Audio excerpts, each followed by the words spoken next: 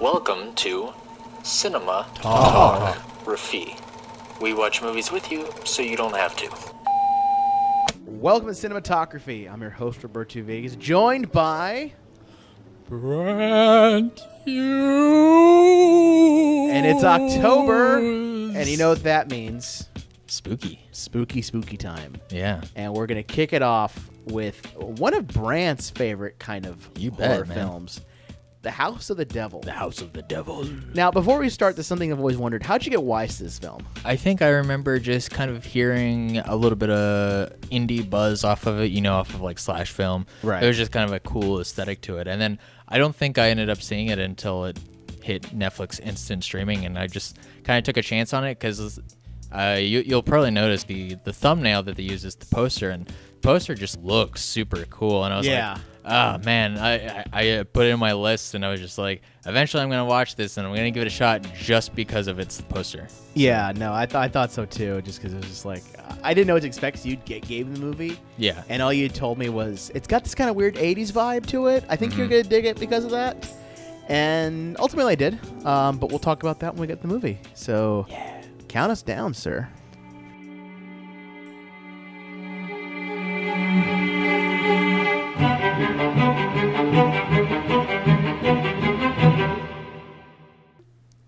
Here we go. Spooky, spooky, spooky. I do love this intro. I love it has a calculator there and things like that. Yeah, it's really cool. It's so kind of 80s. It's pretty great at just like setting the mood, Oh yeah. Hey Roberto, want to take us full screen? Sure. Yeah. If only, Because we're watching this on the internet. What are you, a cop? Maybe. Oh, I didn't. So, do you have any? Do you have any like Halloween rituals? Honestly, my only real Halloween ritual is in the costume, and even that's kind of lax as of late. Honestly, and we'll probably do a commentary on this if this is going to be our like Halloween kickoff. Right. We're gonna do a commentary, and this if I have anything to say about it, we're doing fucking Rocky Horror Picture Show. Okay. Because that is one of my weird Halloween traditions that I've adapted to. And I don't even know why. I couldn't even tell you. Yeah. But I mean, because everyone typically goes like their straight crazy horror films of The Shining or Texas Chainsaw Massacre. But for me, I'm always on the wacky side of Halloween. I've always liked a lot of these sillier parts of it, like the Monster Mash and stuff like that. Real quick, I just want to point out, like, let's talk about when I gave this film a shot, like this opening shot just really spoke to me. I was like, all right, I'm in. You're gonna do like a minute long, just really slow zoom in. Slow. Like, see, for me, all right, yeah. See, for me, and when I first all this film grain and everything. See, this hadn't kicked me in because I didn't know what it was when I got when you gave me the film. You had said, "Hey, there's this 80s kind of thing to it," but you never really explained to me what it is this film was all about. Yeah. You never really truly explained it to me. And so I had no idea going into this what it was to expect or anything like that. Sure. All I know is it was set in the 1980s. As it was filmed recently, like in terms of like 2009, but it had a lot of those aspects. And for me, I think what really tricked me in is once we get into it, I'll point it out personally. Even though it's coming up pretty soon, is the intro title sequence. Oh yeah, man, that's what got me into the film. That's what hooked me. That in. really kicks it in. That's great. Yeah, it is kind of since we're streaming it, it's a little bit of a bummer just because there is a lot of film grain and it's very atmospheric. Yeah. But it kind of gets a little bit lost in the compression. But even then, the Blu-ray, which usually we would watch, right? But and this is what you showed. Yeah, this is what you showed me. It was before we had watched this way back when we were planning this. Yeah, I'm glad we kind of saved it to Halloween because I think this makes way more perfect sense to do it now. Sure. You would give me the Blu-ray to watch, just like you got to check this movie out, and it took me a while to watch it just because it just takes a while to watch a lot of things. Yeah. Not wanting to watch it, just things like that. Yeah. But yeah, so I have a little bit of Halloween tradition. I guess it's what's kind yours? of a recent thing. So like this is far and away my favorite time of the year.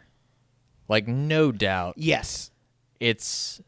I mean, the weather out here in Texas, it's insufferably hot all year long. And I agree. It finally gets to a point to where, oh, hold on. Here it is. I love this. This was the this was the moment right here. This was the moment that kicked me in. Oh, it's so great. And the soundtrack is phenomenal. Soundtrack's phenomenal. The title card, the title card sequence is phenomenal. Yes. The freeze frames. The freeze frames. Everything was like, this was like the minute we got here for me. There's a little bit of jitter in the titles. Oh yeah, which of course. is great. Because that's how it works. Yeah. Oh man, it's so great. Yeah. This was the mode. This was the thing that kicked me in. Yeah. You know, and not even that, like this, like the synth and shit like that. I was like, Yeah. all right, I see what I'm getting myself into now. I'm in. I mean, it's pitch perfect. Yeah. It's great, which is a movie we're gonna watch at some point as well. Of course. Yeah. But yeah, your Halloween tradition, though, you're saying. Yeah. So I am madly, madly in love with autumn, and Halloween is very indicative of that. And so typically what I'll do is, you know, I spend a lot of time with windows and doors open and stuff, and Halloween Day, I will typically kind of. Oh, fucking the Zoom. I'm sorry Yeah. I interrupted you, but it just like I don't blame you. That's great. So I'll just sit down and watch a bunch of films that are kind of. I will too. Of the. I will too. Halloween Usually era. for me, it's a lot of sometimes specials. Like I Okay. do love the Charlie Brown Great Pumpkin special. Because I'm a huge animation buff, so I'll Yeah. watch that. I will watch Rocky Horror Picture Show because it's such a great fucking film to watch during Halloween. I'll definitely check out The Shining. For me, I think my tradition really is a lot of like playing some spooky games. Like I'll play some Silent Hill 2. Just because I was playing that recently for and I don't know if the video will be out for this, but once it is, you'll see it there on the network. For Retro Fun Time with Zach, I played a little bit of Silent Hill 2. And every time I play that game, I remember how spooky of a game that is. Yeah. And how just, like you talk about this film and film grain and things like that. Like Silent Hill 2, the game has a little bit of film grain to it as well. Kind of a very primitive effect, but Sure, that kind of thing. It's funny how much film grain, like, adds that atmosphere to it. Yeah, totally. Like I know we're talking about video games that I bring this up, but like Left 4 Dead 2 has an option where you can enable or disable film grain, and the film grain is on by default. Yeah. And I don't know what that is about, why it is for scary movies that you need that kind of film grain effect. I don't know. I mean, it definitely harkens back to an older era of film where everyone's using practical effects, and it's kind of, you know, this golden age of horror. And anybody who's followed any of my photography stuff, like I've artificially thrown in film grain to effectively every photo I've taken over the past like 5 years or something. Right. Just because there's this weird like tangible aesthetic to it where it looks like you could feel it. I don't know. There's some weird like thing that happens in your brain when you look at something that's all full of film grain. Well, you think age, you think certain aspects of it. I agree. Film grain adds that thing. It adds some type of substance to it. You're right, absolutely right. It adds sort of a older effect. Yeah, and it's a very distinct style approach. Now, because I know you know a lot more about this film production, was this actually done on film or was it done digitally? You know, I'm not 100% positive on that. Okay. If I had to guess, I would say it was actually done on film. Yeah, I mean, I love all these because there's such it's great, and you see like little artifacts of, you know, the astronomy club, and you see that one down in the bottom right. Yeah. There's a poster for the eclipse that's coming up. Yeah. There's a lot of great stuff. There's a payphone. Yep. Like, where do you? Anyway, yeah.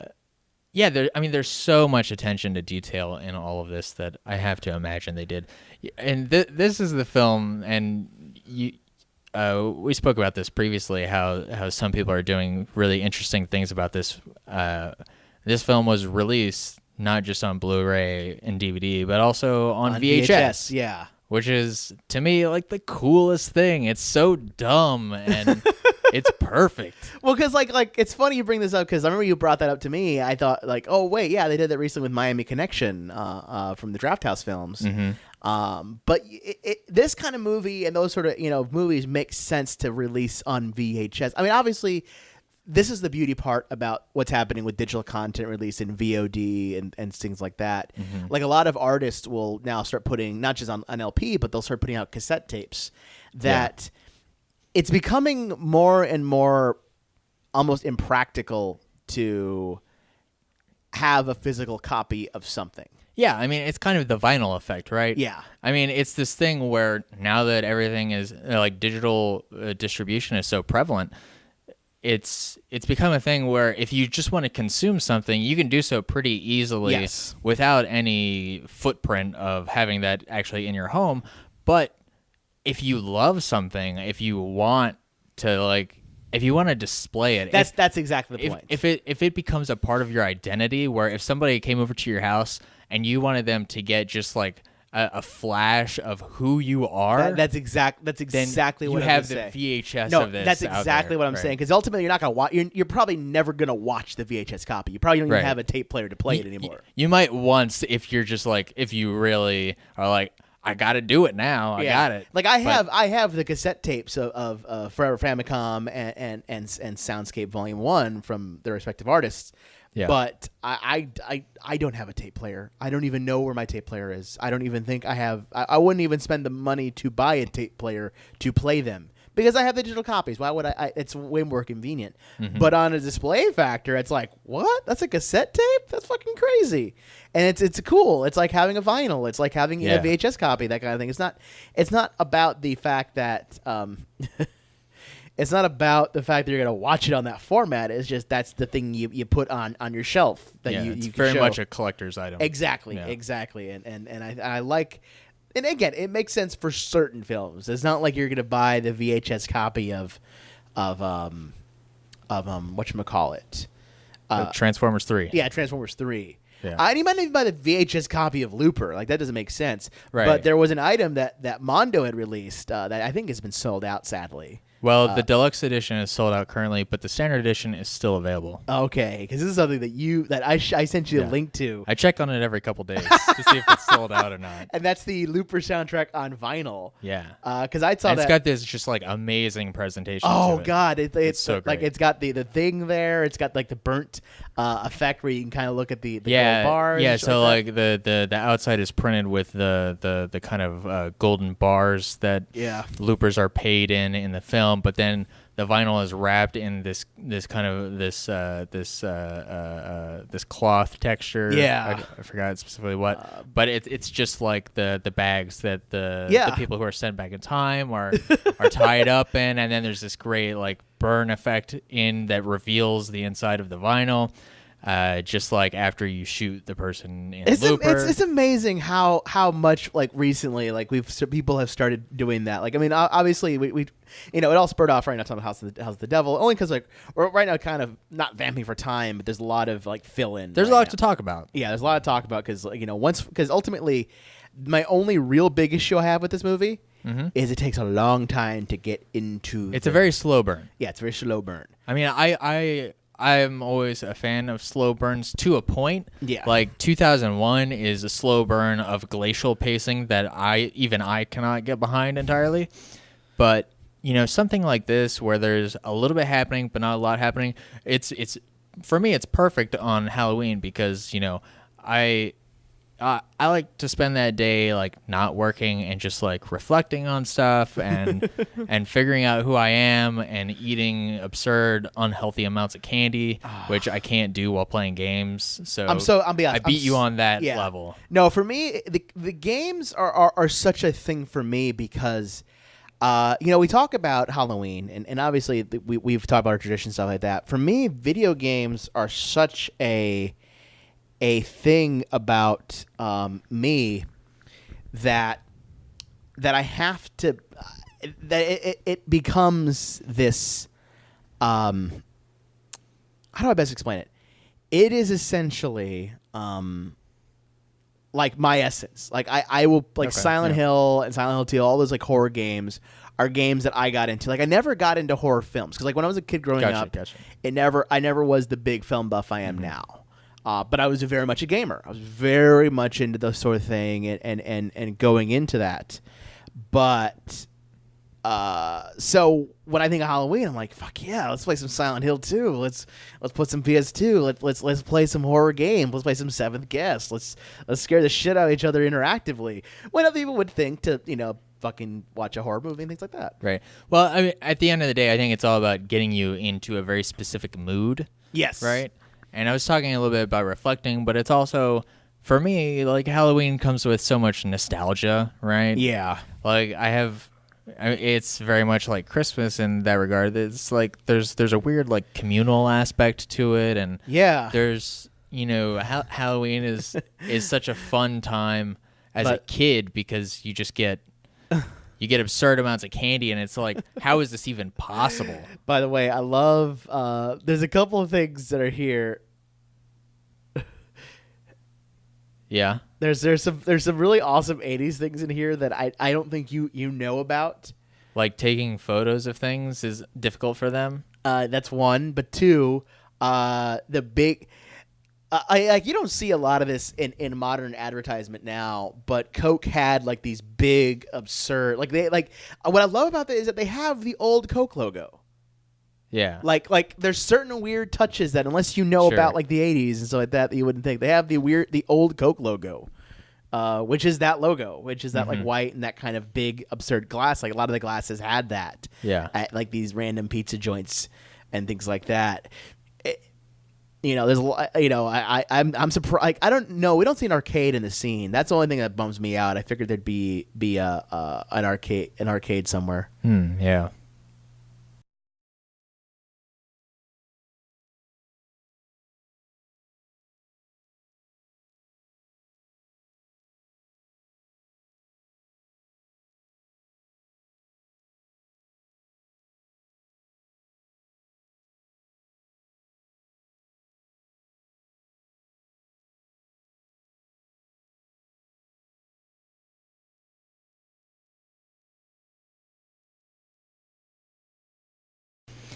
Yeah, you haven't seen any other films by Ty West, have you? No, I have not. What other films he's done? So he's done a few things. He did a little bit. Well, so that movie VHS. That's okay. That's kind of a anthology film. Yes. And he did one of the vignettes in that, I believe.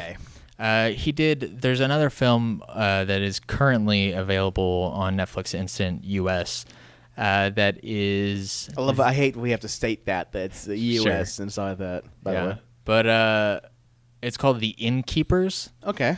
And it's another horror film, and it's very much in this vein, sort of where it's like this film ends up being a little bit more about this satanic cultish kind of atmosphere, whereas The Innkeepers goes a little bit more towards paranormal kind of haunting sort of stuff, but it's it shares a lot of aspects with this film in that it's super atmospheric, like it's all about the atmosphere, yes, and stuff like that, and you can tell Ty West has a very definitive style with his attention to detail and his love and appreciation for this era of film. Well, even certain things like right now, like you can it's amazing. Again, just it's like she's crying. I mean, she's crying because she's moving out of her dorm because she has to, because her fucking. I've had my fair share of shitty roommates. Never have that kind of that shitty roommate experience, thankfully. I take it back. I had even a shittier roommate experience when I first moved to Austin. Yeah. My roommate rarely paid rent. His half of the rent. Yeah, that sounds like it sucks. It sucks when you have a really big rent to happen. Yeah. Because he rarely paid his half because for whatever reason, and because it was under my name, I couldn't not pay it. Like I could not pay his half, else my credit score would suffer. Yeah. And so it got so bad that his portion of the rent. Yeah, get a grip. His portion of the rent would actually, I would consider free money. Like I would never factor it in the budget. So whenever he did like magically pay this rent, like that money would be like, oh, cool, I can buy something fun with this now. Sure. It was really sad. What kind of bar is she eating? That's what I was trying to figure out. See, the thing is that like the problem when I watched this movie, and only because of how accurate it is I keep trying to find inaccuracies or you keep looking for the gravity tears. I well, not even gravity. Yes, no, not inaccuracies, but like anachronisms that you can't avoid, that are hard as hell to avoid. Because obviously, when you're filming something that's set in the 80s or set in the 60s or the past, there's people driving SUVs and Escalades and shit like that. Yeah, not everything you can get dead on perfect. And so finding all that stuff is like, becomes at least on the second viewing, because I go and say like, then it's almost like just a game to play,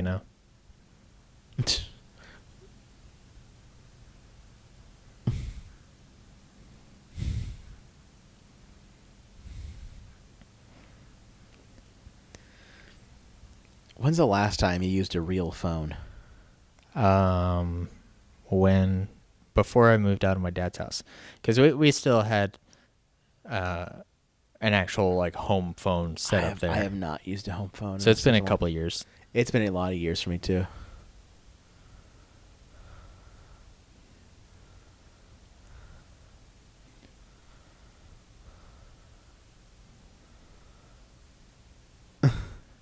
The actor dude who plays that guy who she's talking to on the phone, he's kind of an interesting choice. What has he done? He looks so damn familiar. I don't know. I feel like I looked him up at one point and didn't recognize anything else he had done, but he has such like an imposing figure. And I don't know if he's actually like super incredibly tall like he's displayed in this film, or if they used perspectives and stuff to make it seem that he had such an imposing figure. Yeah. But he has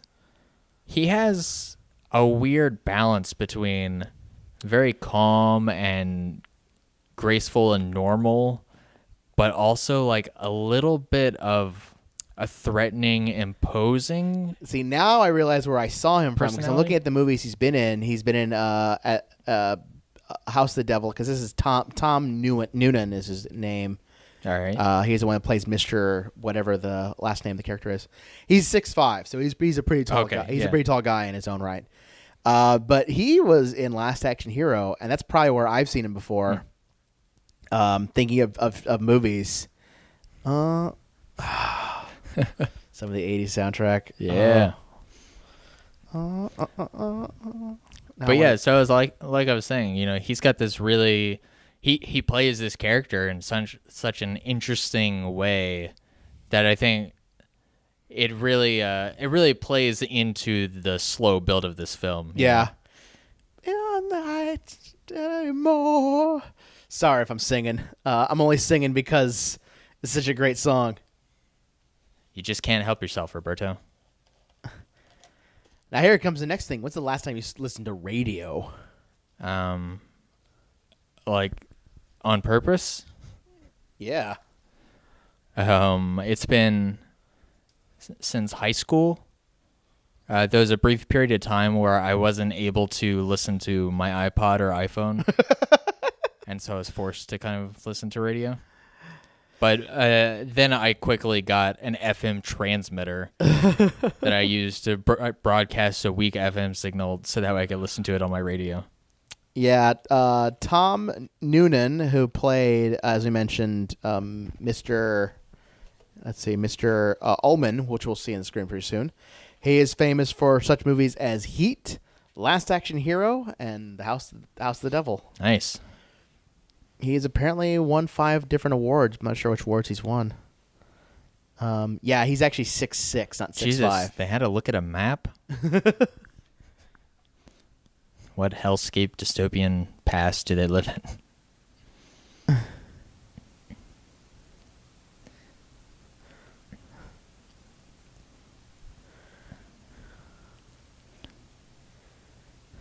Despite having never lived in this period of time, I do feel like a lot of the dialogue strikes pretty true.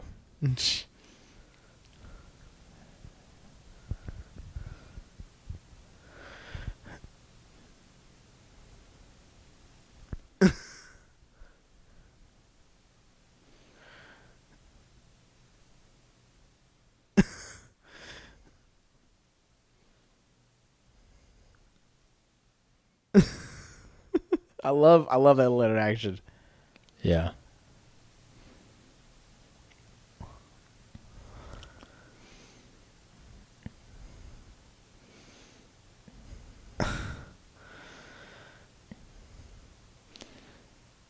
Yeah, I also feel like one of the things that I love so much about this film is that there's so much that's really understated. Well, because what's beautiful about a lot of horror films, and what's beautiful about a lot of these things, is that a good horror film, a good sort of these suspense movies that make you very tense, is there's always a moment that if our main characters had just made the other decision, everything would have been better. If they had just did X or Y, and I'll point it out when we get to it soon. But if they just followed their gut here, they would not have the rest of the movie would never have happened. Right. But the thing is that what makes a really really good horror film is that there are points, when those things happen, is that it doesn't feel like it was forced. Yeah, you don't want it to be a contrivance. That it feels that like they were given something that tempted them. That there's some type of temptation, there's some type of thing. Like in his case, it'll be when we get there, but it's essentially more money than would normally happen. And it's the idea of like, fuck, that's it's not a lot of money to us, but it's a lot of money. And obviously keep in mind this is like 80. I don't even know what 80 year it is, to be honest. I'd probably have to base it on the music, that song, but I don't know what year that came out in. I'll say 85, 86, just for sake of argument. All right. Whenever Walkmans were out and all that, all these different things have to kind of come into play when you start talking about the 80s, much like everything else. Although Walkman was fucking pricey as all hell then too. But still cool.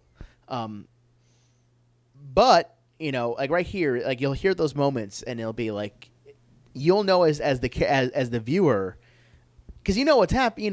You may not necessarily know what's going to happen, but you came into a horror film, so the emotions that are supposed to happen. That it's like, fuck, if they had only known not to do that action. Oh, here it is. Man, that dude is tall. Well, he's 6'6". We talked about this already. Yeah. Yep.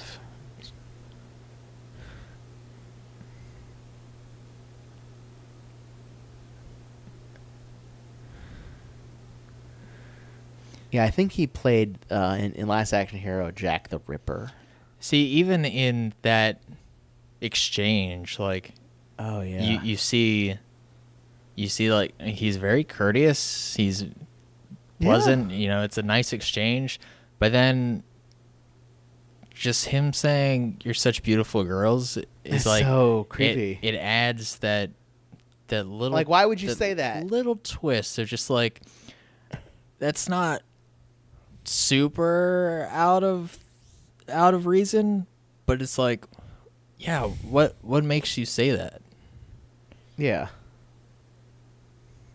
Yeah, it's all about having that undercurrent. Yeah.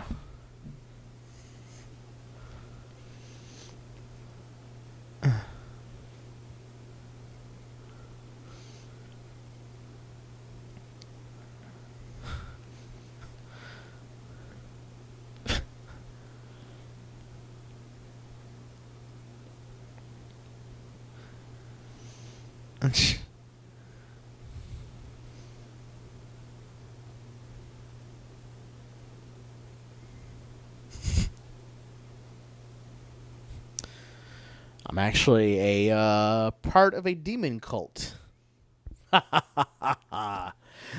Cult. Yeah. I love the candy. I love this little thing right here where she walks around and she says, like, just stay there. Don't worry.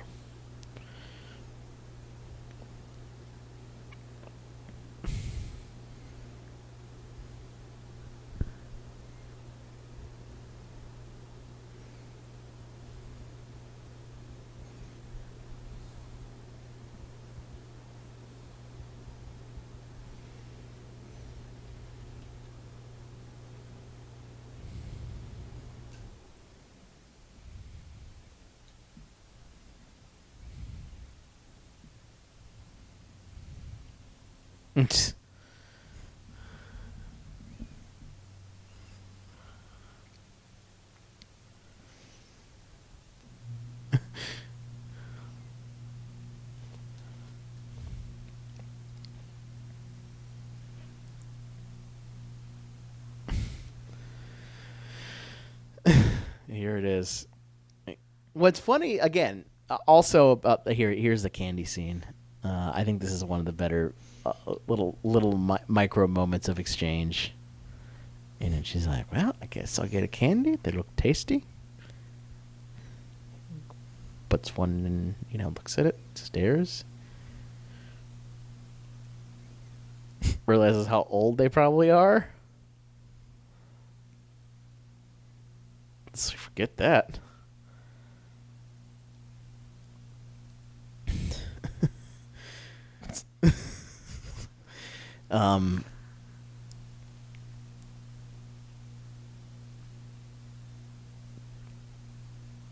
Yeah, a lot of like even slow pacing in the edits and the cuts, and there's a lot of prolonged takes. Yeah. Now she's eating the rest of it. I guess she likes the taste of it now.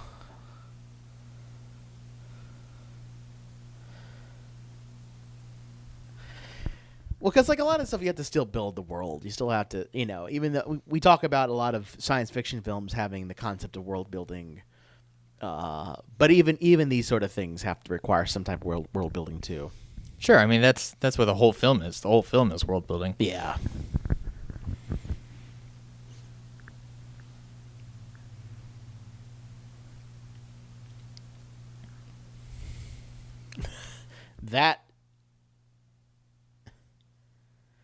That would have been an indicator for me to have been like, you know what? I'm out. Yeah. I mean, he does put on a pretty convincing face for this explanation, especially with that sigh, like that kind of defeated element. Especially the fact that nobody else called. This is very much his last hope. Well, because he doesn't know, and she feels guilty now, and a lot of things. But even this, like, he's right. No one would want to, like why the fuck would you want to do an elderly care thing if you don't have to? Right, yeah. And obviously, we know what's happened and what's happening, you and I, but even, going the first time in the movie, I knew something was up. I didn't know what level of up. Yeah, and it's Taiwa, he does such a great job of so that undercurrent that helps build up a lot of tension, especially since stuff is going to happen. But right. He does such a good job of kind of misdirecting like exactly what's going to happen. You figure pretty early on something is up with the mom. Then here we go. This is the thing right here. This is, how about if I give you another $100? Like,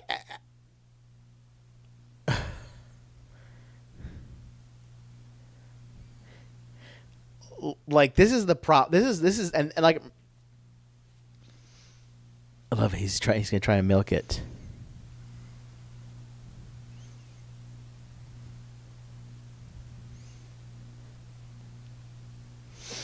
And she's see, what I love about Megan is that she realizes what's going on. Yeah. Yeah.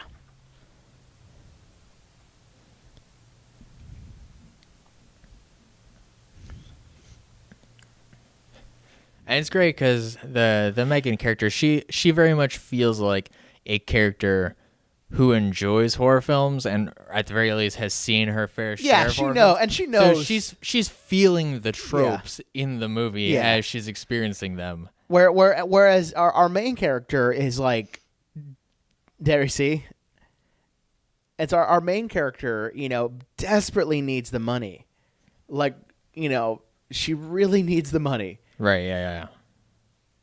And that's what it is that, and I was telling you at the beginning, like I was saying that there are moments in this movie, right here is that moment where if she had said, you know what, no, I'm going to do fine, she'll come back around 12:30. It's all good, Mm-hmm. If she had just said, you know what, money's too good, the money is just, there's something wrong about this. There's something wrong about getting $400 for one night. Yeah. There's something wrong about somebody like that, because no one in their right mind.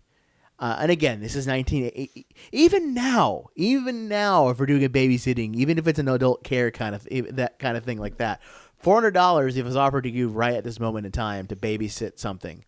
It's pretty good. That's a pretty good chunk of change even now. Sure. This is 1980, whatever. That's even more of a chunk of change. Yeah.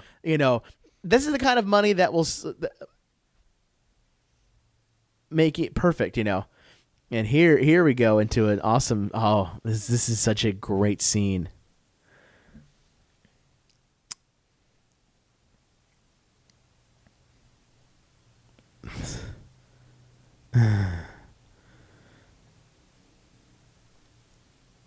This is so. Oh, fuck. Yeah, it's really fantastic. It is. Oh, man.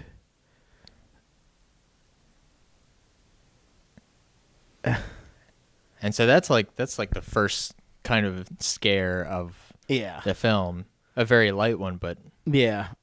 Well, because there's the moment coming up that is like the, oh shit, that's the kind of film we're in for moment. I know I keep saying that, but like, for me going into the first time, I didn't necessarily know what it is I was going to watch. I didn't know what kind of horror film I was going to see. Mm-hmm.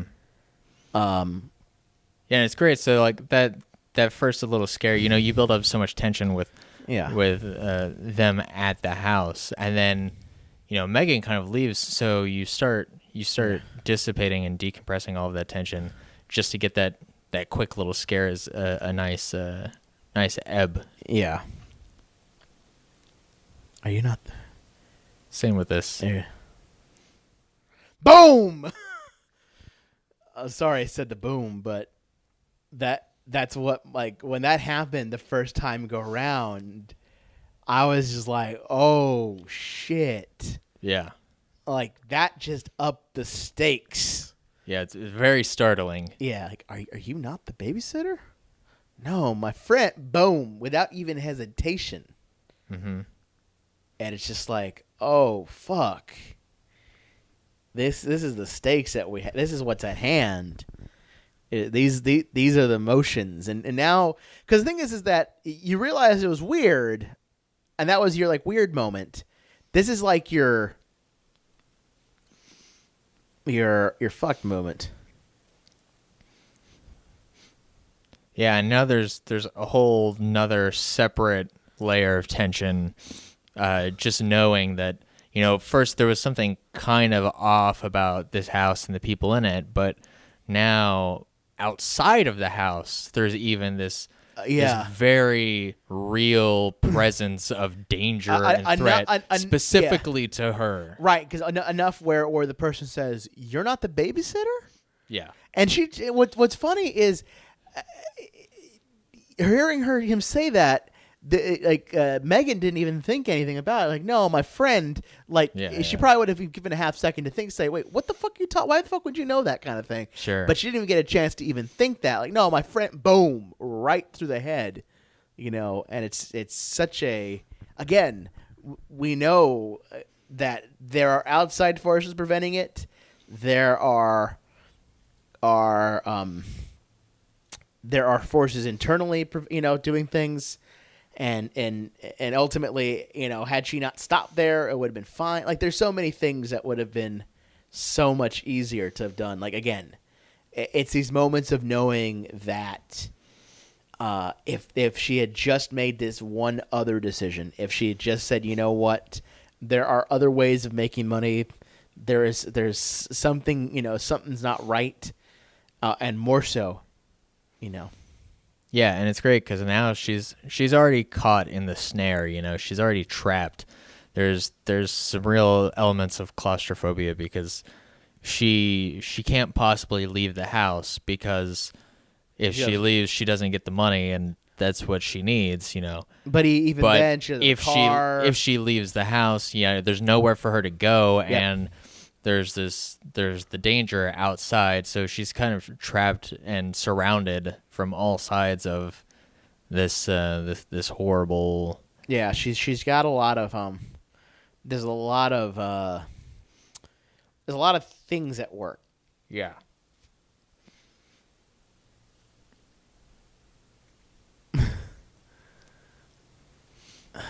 God, everyone's so freaking creepy. Yeah. This lady feels very almost classic horror lore. Like, she almost feels like a creature unto her own. Yeah. This is played by Mary Warrenoff. She hasn't really been into anything too crazy interesting. Yeah. She was in Death Race back in Death Race 2000, and Warlock, which we don't need to talk about Warlock as a film. Yeah, but she almost gives off this kind of vampiric presence. No, I'm about to say the same thing, is that she's definitely, they have, again, a lot of, there's so many weird things, but it sucks right now for our main character. I can't remember her name off the top of my head. I know we've just been watching the movie, I should remember this, but she, at this point in time, she is screwed. Sure. Like, there is no way she's going to get out of this unscathed. Right. If she's very, very lucky, at this point in time, if you're watching it for the first, you're watching it, the first time watch it, if she's very, very lucky, she'll end up living. Right. But that's not going to happen. Because we know not only, that we've got these two creepy characters here, but we got some outside force guy with a gun that is in on the scheme, and that means anything and everything is now, to us, the audience, untrustworthy. Yeah. And these are elements that she, as the character, doesn't have an idea. Mm-hmm. Yeah, and that very much plays into her character. Her character is very unassuming and naive and innocent.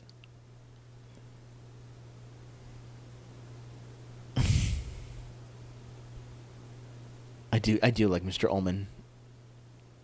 Yeah. He's a great character. He's a great guy. It's like, oh, you just met. Excellent.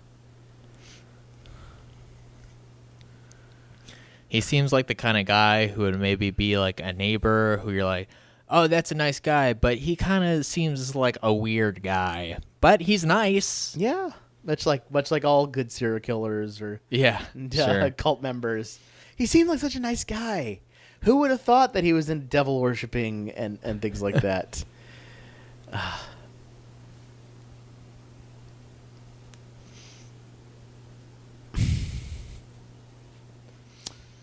So what is it about all the weird? Notice he said it twice. Yeah, they mentioned it a couple times because college kids love pizza. Well, I mean, everyone loves pizza, but pizza. Yeah, isn't pizza like one of the most consumed foods in America? Of course. Have you ever had? I've had the luck of when I was in Europe eating kind of more Italian pizza. Yeah, how was that? It's actually a little bit different. It's a lot thinner crust, a little bit more eggy of a crust, if that makes any sense, or eggy of a bread. It's hard to explain.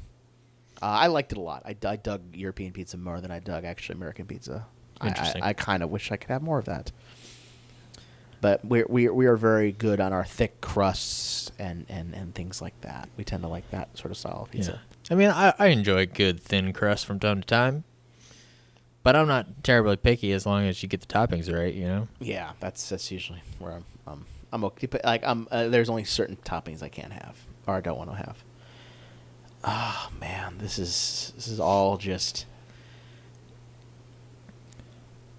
Here's this. She calls her friend. Did she call her friend or pizza first? I want to say she calls her friend first, which is useless.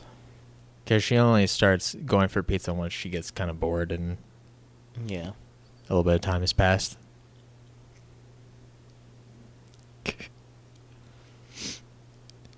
It's a classic Archer tactic. It's a classic message phone. Everyone does that, even she does.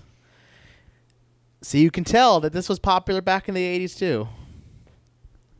The whole, I'm not at the phone, it's a message, because this is such a new thing.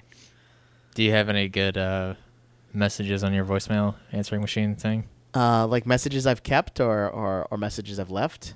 Or like responses? The kind of I usually do the message. normal, like, hi, this is Roberto. Leave a message at the beep. Kind of like that, yeah. I really keep it professional because just in the event that some professional person does. Yours is the best. Mine is pretty great. Can you tell? Do you want to tell yours really quick? Sure. In fact, I'll see if I can pull it up. Yeah, because yours, like yours is. There are times where I want to just call your phone and hear it because it's like you have a set. You have a theme. Yeah, it's pretty like great. there's a story told in your message. Yeah, you can pull it up here. We'll put it in the mic and I'll so you guys can hear it, and most likely Brandt will edit it in even better. But you got to hear this. Yeah, it's not coming up now, but either you could call me and I could let it go, and you could hold that up to the mic, or I could just put it in. I will post. I will call you and I will let it go because Okay. it is such I've had a few good ones over the years. yours is so yours. Honestly, like it. Like we talk about in messages, it only because The one before this was kind of a portal themed, like sort of glitchy. All right, here it interesting one. I'll immediately send it to. Yeah, there you go, people. There he goes. No, put that down, Jeffrey. We don't need you breaking another diamond bust. Oh, I didn't quite hear you calling. I do apologize, but frankly, I was doing important things. I'll let the helper listen to what you have to say, but give him the abridged version, if you will.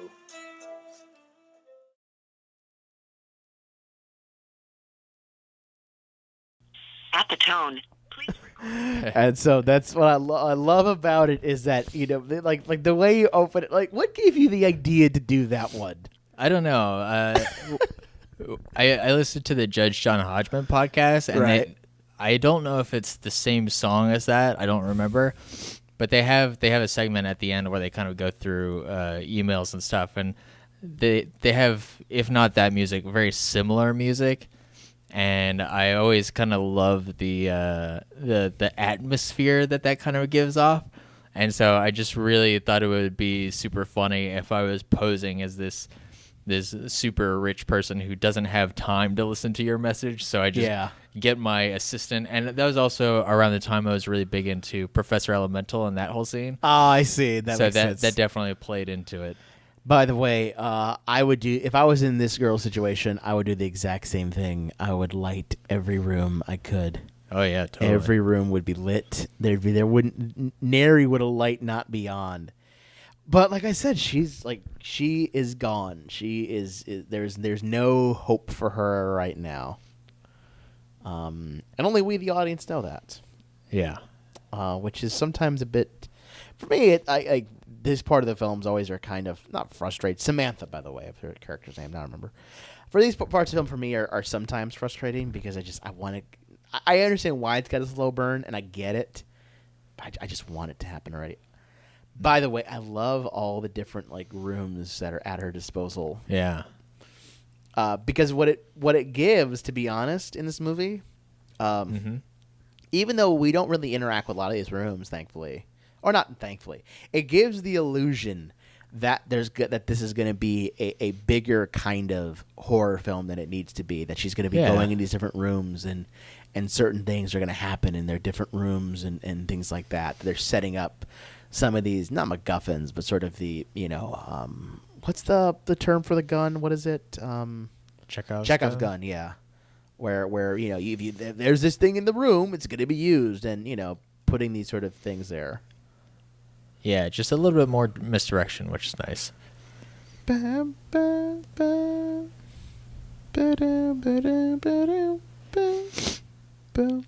Yeah, I mean, so the slow burn is so good for just building up that atmosphere. Yeah. And I keep coming back to that because I know you're the bigger fan of not to say I'm not a fan of this slow burn, but you're a way bigger fan of this specific movie's slow burn. Yeah, I mean, I've come to find that I have a certain level of appreciation for horror films, but what I love about horror films the most is that there are some out there like this, and I think The Shining does a good job, and there are a handful of other ones where the best element about this, the thing that I just thrive off of, is the tone and the atmosphere and just being put into a mood. It doesn't have to be crazy horror, gory, or jump scary, or like seeing gross things or whatever. It's just, I love that mood. See, I love that she pokes around the thing and stuff. I don't think she ends up like at what point? Because I can't remember what point she ends up becoming wise that maybe Mr. and Mrs. Ullman don't live in this house. I forgot what point she looks in the closet or something like that. Well, I mean, I believe if I'm remembering correctly, I believe there is kind of a moment where she maybe starts hearing stuff a little bit from the mom's room. Yeah. And she starts feeling a little bit more appropriately terrified. Yeah. Because she doesn't order the, because ultimately, here's the bedroom of the quote unquote kid. Now here's a question: do you think that they broke? I can't remember if they broke in and killed. You have to remind me. Did they kill the people that lived in this house? I'm not entirely sure. I can't remember either if they did or did not. I want to believe that they didn't. I always just kind of assumed that they actually did live here, but they kept luring people here the same way they lured her here. Maybe they did. Maybe you're right, and they killed the people here long ago.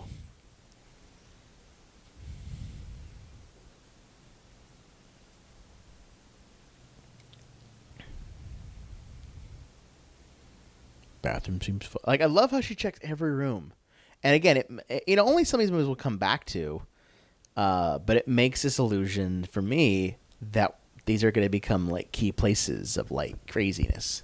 Yeah, and I really love this shot. This is just another one of those slow zooms. You just love your slow zooms. I really do. They're super underutilized in a lot of film. I'll give you that. I will definitely give you that.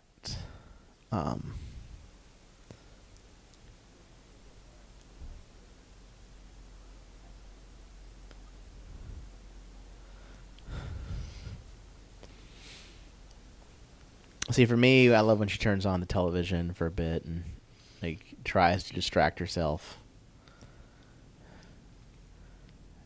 I wonder what would happen if she never ordered the pizza.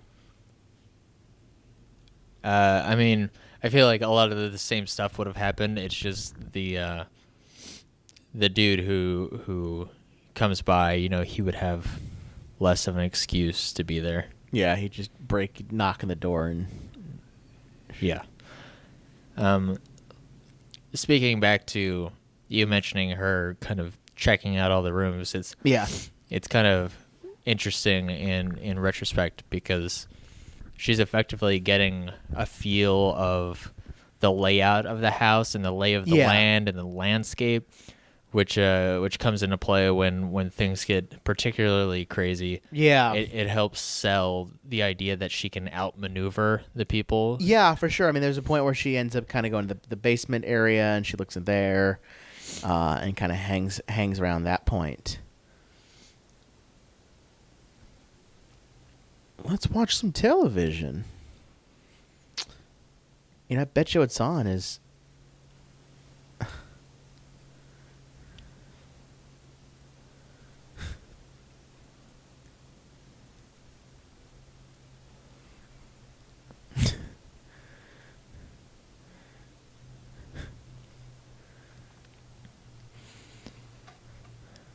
I think it's kind of cool how, you know, they always keep referencing the lunar eclipse. Yeah. And it takes a while before that celestial event becomes kind of a menacing, foreboding omen, you know? Right. But I'm a really big fan of that method of using it as that.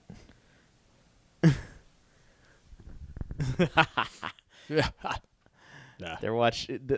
I'm surprised she didn't keep the television on for nothing more than sound. Like, that's the problem. Me, I would, like, this is my weird thing. Whenever because I've been times where I've been at my house, my parents' house alone, when I was growing up, and kind of spooked out, just because it's the night, and even houses. Because you have a satanic cult in the attic. We always do. Yeah. Who doesn't? I mean, who doesn't have to have you know, built their house on.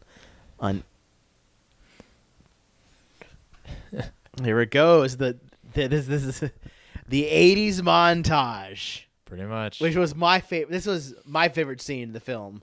Oh, I bet. Anytime you have a montage sequence with music, it's like, yeah. All we need is the training part, because, like, she does everything. She plays pool.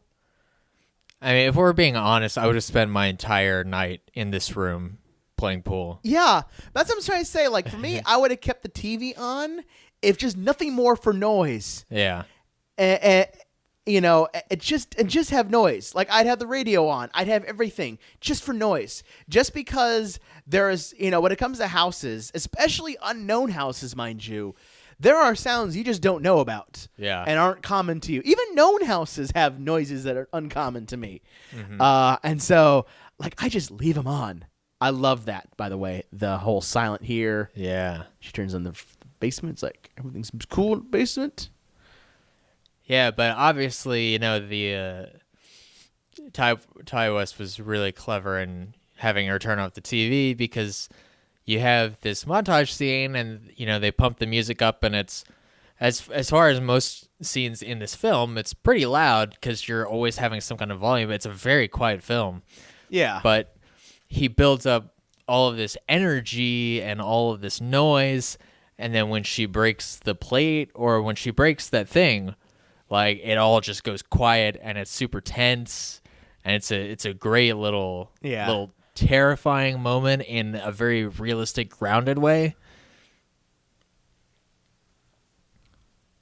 Oh!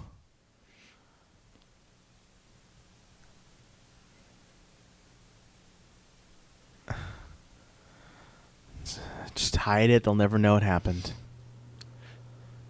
You just have to tape it back together. What's the worst thing you've ever broken? Like, what's, like, the one, like, we've all had accidents where we've broken something that has been super valuable. What's the one thing that's happened in your life that you've broken that you were scared to tell your parents you broke?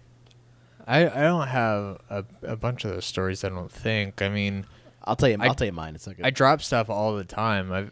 The most terrifying thing is dropping cameras, because it's like, I just spent $3,000 on this camera, and I just dropped it from, like, chest height. Here it is. Here's the moment. This is the moment. She sees all the furs, and she's like, huh. And that's what it was. Yeah, you might have been right.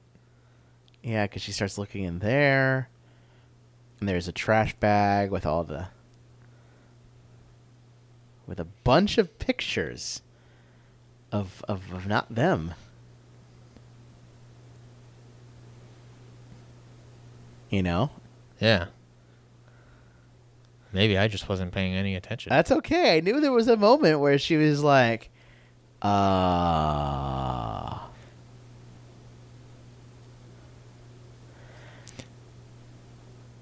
To be fair, it's almost been a year since I last saw this. No, I know, but I love that cult. Those sort of like moments of like, oh, yeah, that's cool. Shit.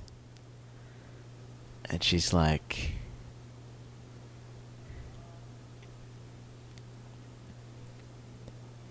you know, now she's got to like, she's like got that picture. The thing is that like, she still calls. I mean, go ahead, walk us through this, Roberto. Again, I mean, it sucks that she's stuck here. She's trapped, and there ain't a goddamn thing she can do about it. Like, I wonder if that's the moment where she realized she fucked up. Like, it seems like that's the moment where I would say that if I were in that moment right there, I saw that picture, I'm like, yeah, this is where I fucked up. Yeah, I think this is definitely a point at which it is beginning to dawn upon her. Yeah. I mean, here's our, and we know who that is because the cigarette. Yeah. And it's like, now she's trying to call her friend.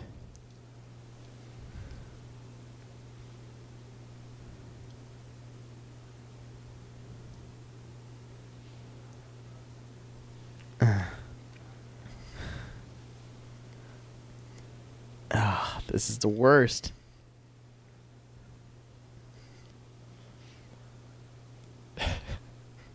This is the worst because we know that she can't call her anymore. Mm-hmm.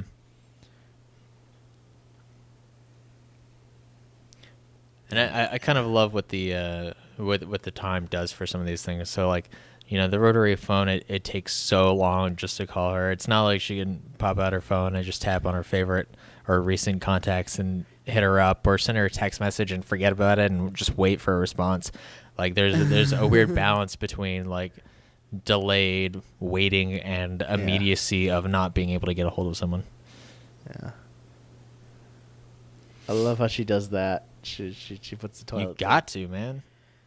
It's germaphobe. I do that like all the time. I did that at Brian's house for like the first year. Are you serious? Yeah. You're just like, I don't want to dirty his toilet. Yeah, well, I was just like, I'm not comfortable here yet. How long does it take for you to get used to being... Oh. I didn't think she orders a pizza, does she? She does. I don't feel she calls the pizza place. She does. Yes, Yeah. she does. Absolutely.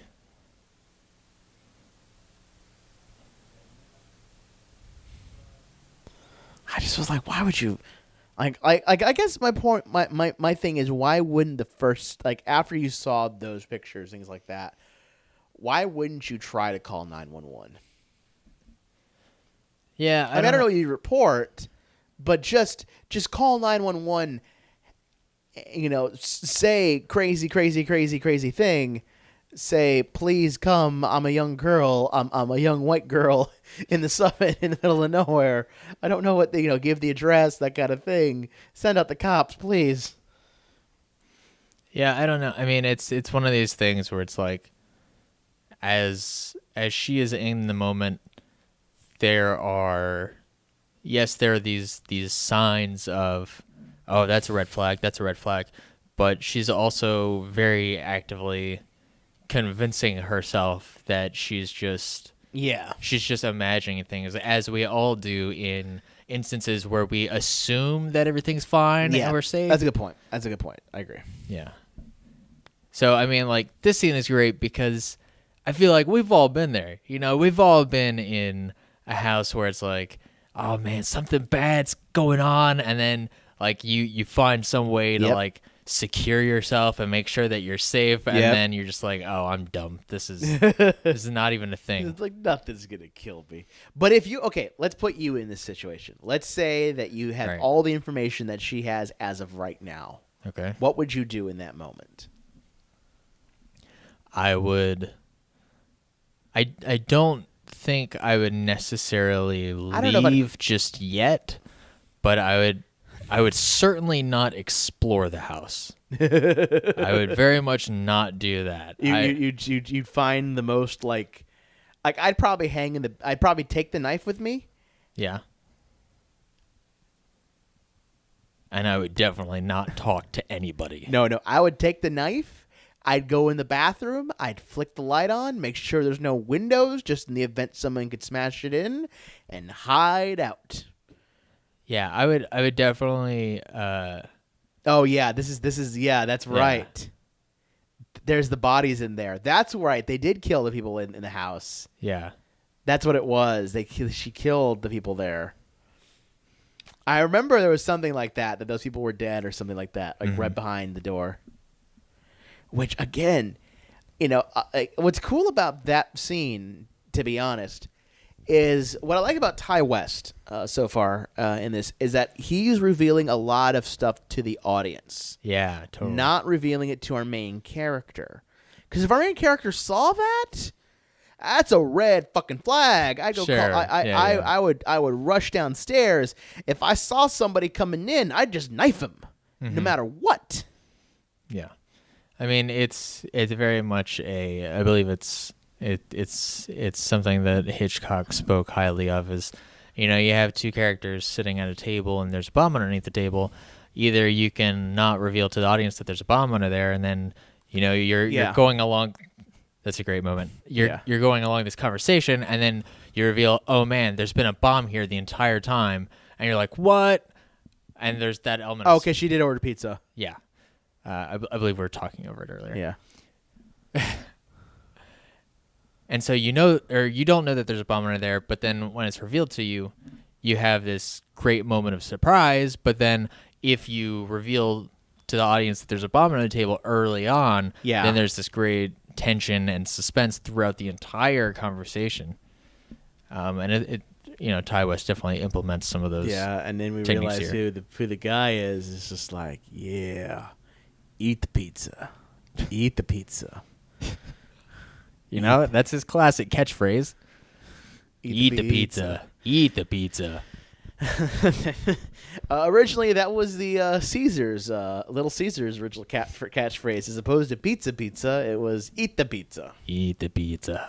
That was what the eat the pizza. That's what we originally said, but eat the pizza.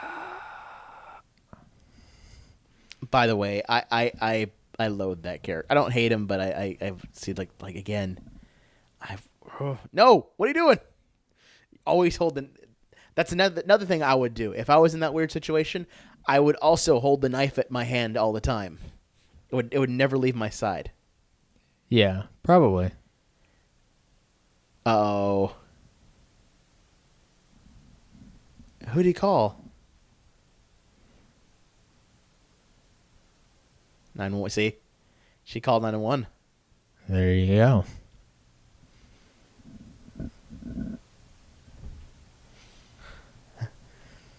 She's worrying. Obviously, Roberto. I know, but I would have been like, just.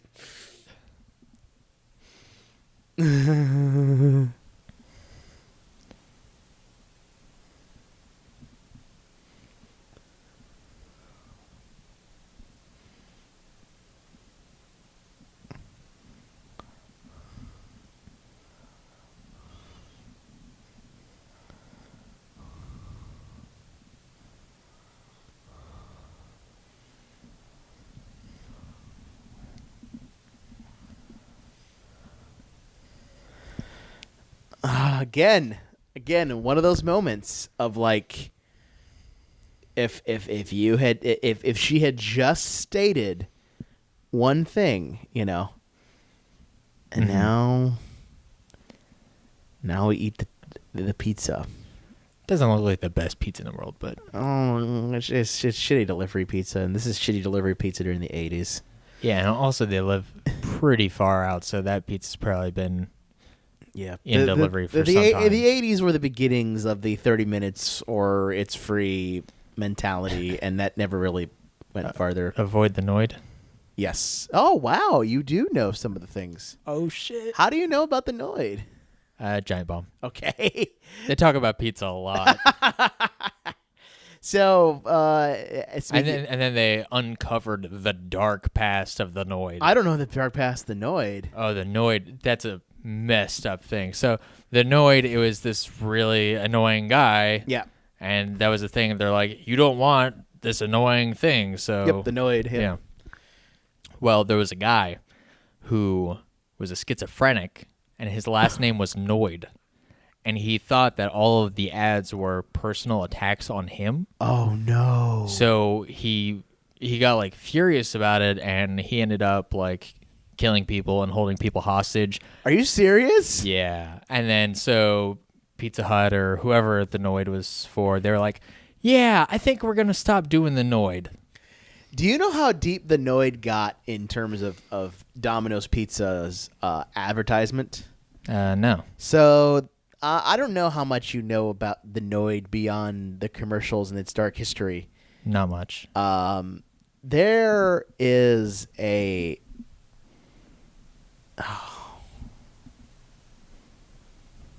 Oh, this is so...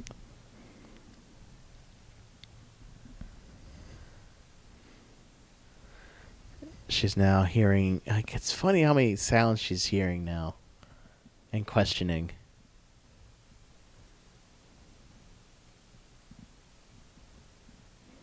Slow zoom in. I love it. So the Noid became such a big enough thing for Domino's that there's actually a video game called Yo Noid on the Nintendo Entertainment System. I feel like I've maybe heard or seen something I forgot who about made that. the game. It's not the terrible game, but it is literally you're playing as the Noid in a freaking video game. Sounds dumb. It's it's the most bizarre platformer because you're the Noid with a yo-yo and you're collecting like Chinese or Japanese characters. Real quick, I just love this silhouetting I do too. of the staircase. I'm just like I said, Right. we're Go almost ahead. to the action. And like that, like your superpower, it's bizarre. It's this really weird platforming game that, like, when you analyze it and talk about it, you're just like, "That's the Noid video game." It has really, it's such a loose term for the Noid. God, the Noid. Other things, other artifacts of the '80s that I can remember. We had, of course, Alf. Alf was big in the '80s. Sure. What else was really big in the '80s that was kind of an artifact of the time? Walkmans. Like I said, I would have done this so sooner.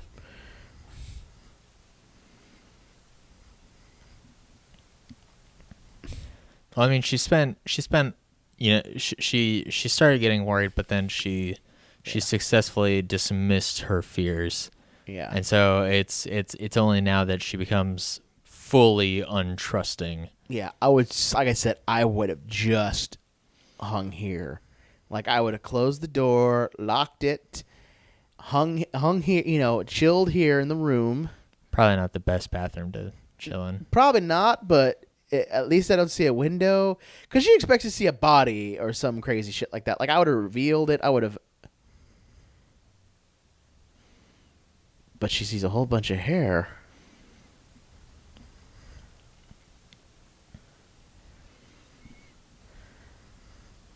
Like I said, I would just close the door. It would have been just me in this room.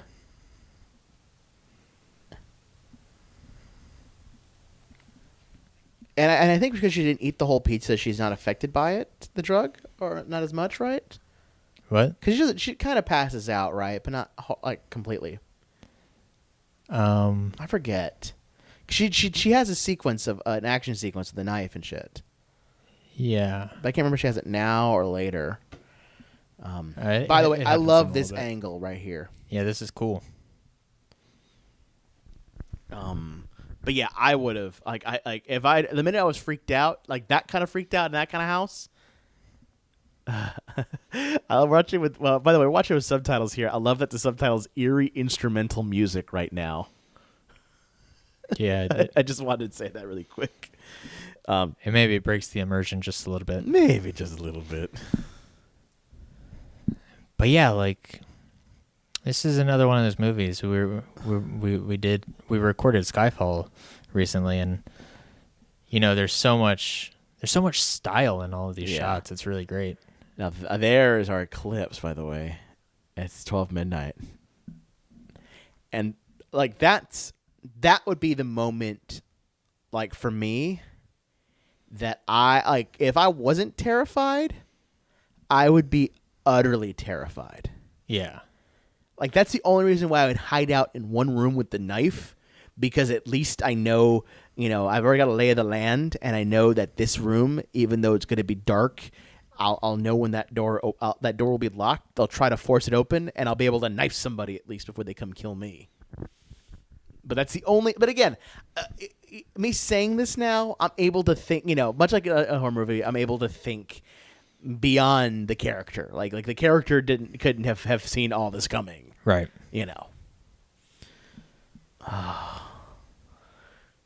See, this is the moment I was waiting for in the movie when it came in finally.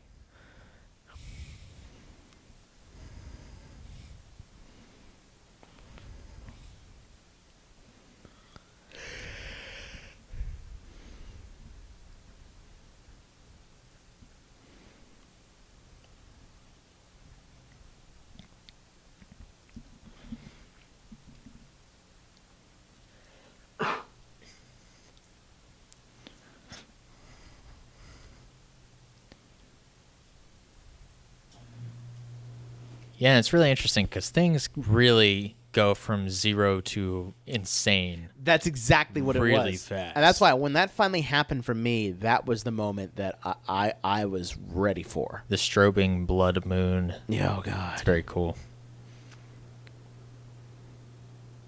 Like, this is what I was waiting for. Yeah, and I like this kind of flashing, like really, gets your heart beating.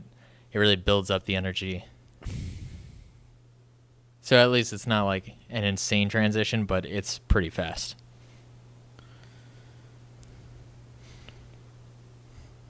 Here we go. Like, again, once we're here, I'm like, okay, fucking finally. Because this is terrifying. We got all the hits. We got the pentagrams. We got the candles. We got the tied up lady.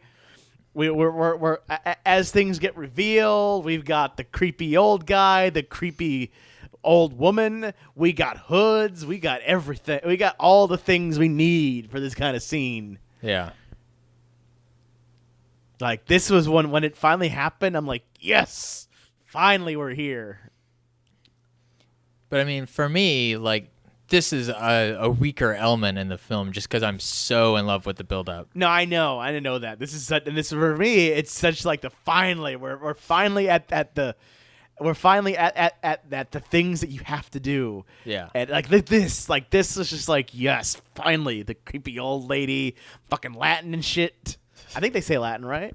Maybe. I think so. It doesn't matter. It feels like this should be Latin.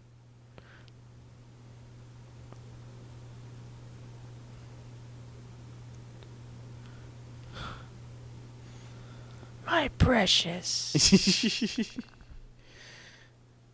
Oh, God, this is so horrifying and terrifying. That's the one guy I don't like. I don't like in the entire team, and I'm cool when he gets his.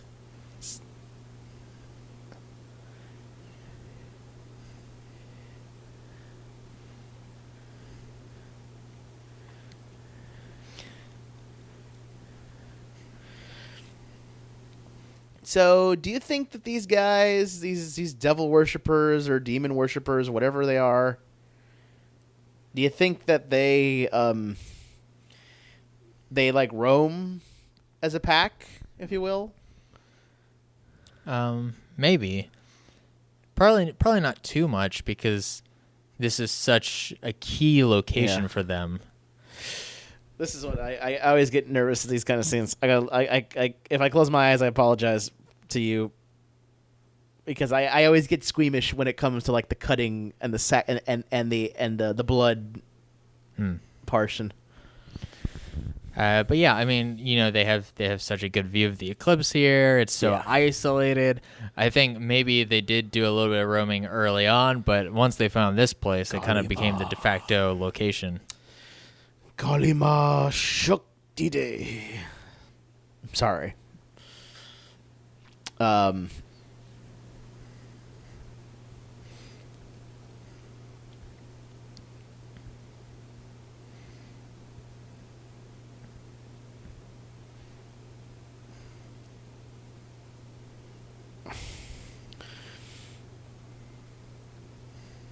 forgot how she gets out of it.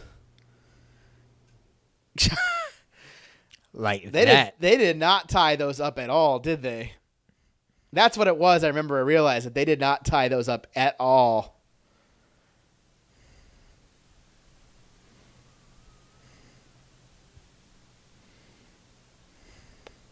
Yeah, spit that shit out. See, this is like when this guy gets offed eventually, that's the one I look forward to. Like that guy is the one I like that gets off for some reason. Like the other guys, I'm okay with them not being offed as well, but that person getting offed. Well, I mean, he's also the most morally reprehensible one of them. Yeah. I mean, they are all morally reprehensible. Sure, but I mean, his flagrant killing of her Megan. friend. Yeah. He has done more to personally wrong her. You can't kill her. She's got the demon spawn in her. And also, we're getting a little bit of like Carrie imagery. Yep. Going on with all the blood, which is nice. Yeah. And of course her covered in blood. Yeah.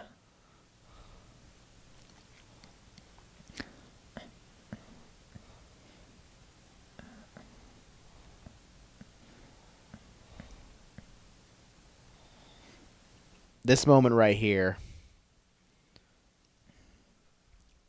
right there, is so satisfying in like a weird way. Like me, like when I started watching this movie at this point in time, the first time I watched it, I went in a mental count. I said, all right, 1 down, 2 more to go, because I know that for her to leave, everybody's got to die. Everyone else has to die. And I was just like sort of waiting for like how they're gonna do it.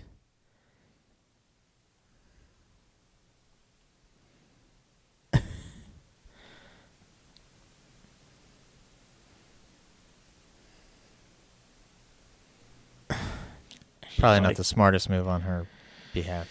Well, she's got all that adrenaline. She's rolling on adrenaline right now. She's got to roll on adrenaline because like now she's got these horrifying images in her face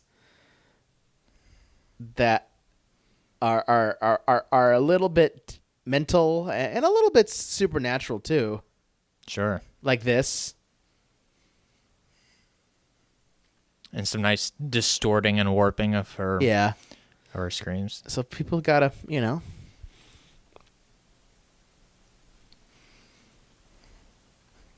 that effect.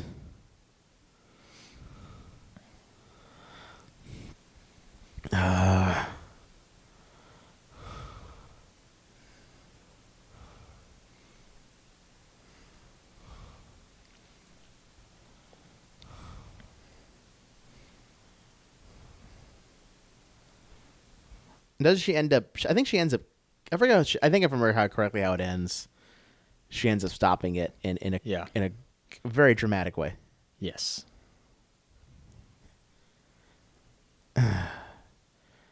That's probably the craziest reveal, the whole hair thing. Yeah, I very much enjoy that.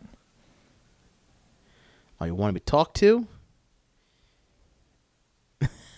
I tell you, that's your message from your lord. Knife to the back.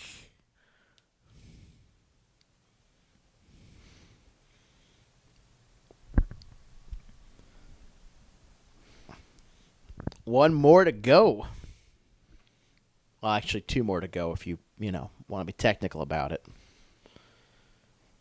I mean, if you really want to get technical about it, there's three more, but... Oh, that's right. Well, it's okay. She'll by her, she theoretically, Did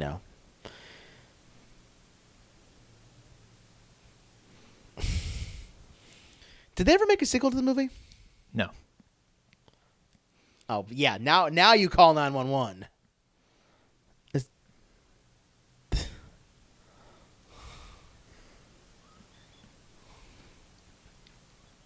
It don't matter. There's no dial tone anymore.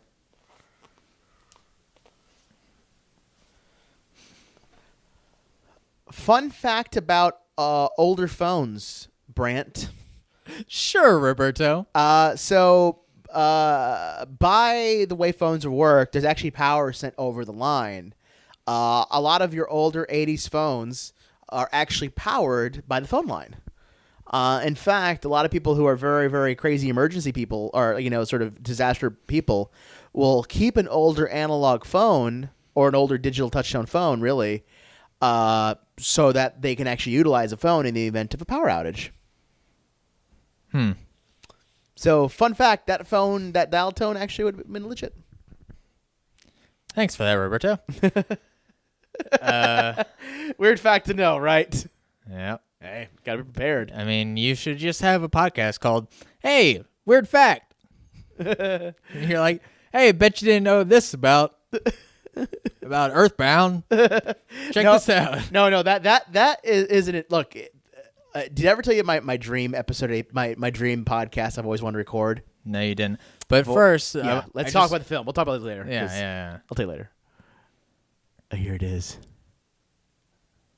And see, he's still striking this amazing balance of he's very, he's obviously so evil, but he's very relatable. He's reasonable. Well, yeah, because he's trying to reason with this girl. But the thing is that with the good thing about a good villain, he doesn't believe anything he's doing is wrong. Yeah. And even better yet, unlike the other people in the house, he doesn't view her as kind of this enemy of sorts. He's even willing to sacrifice himself to make her feel better to carry out the ultimate goal. Yeah. Because and the thing is, she knows what she has to do soon. It sucks, but you know what? For the greater good. It's basically Looper. Yep. Spoiler, I guess. I love this ending so much. I did too.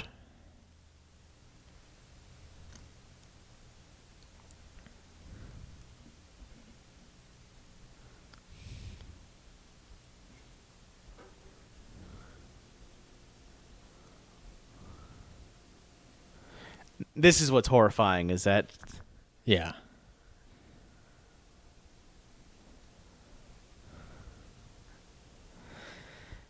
She... And by the way, it is possible to survive a headshot. That's why you make sure to put it in your mouth and blow through the back. Unless you're Tyler Durden.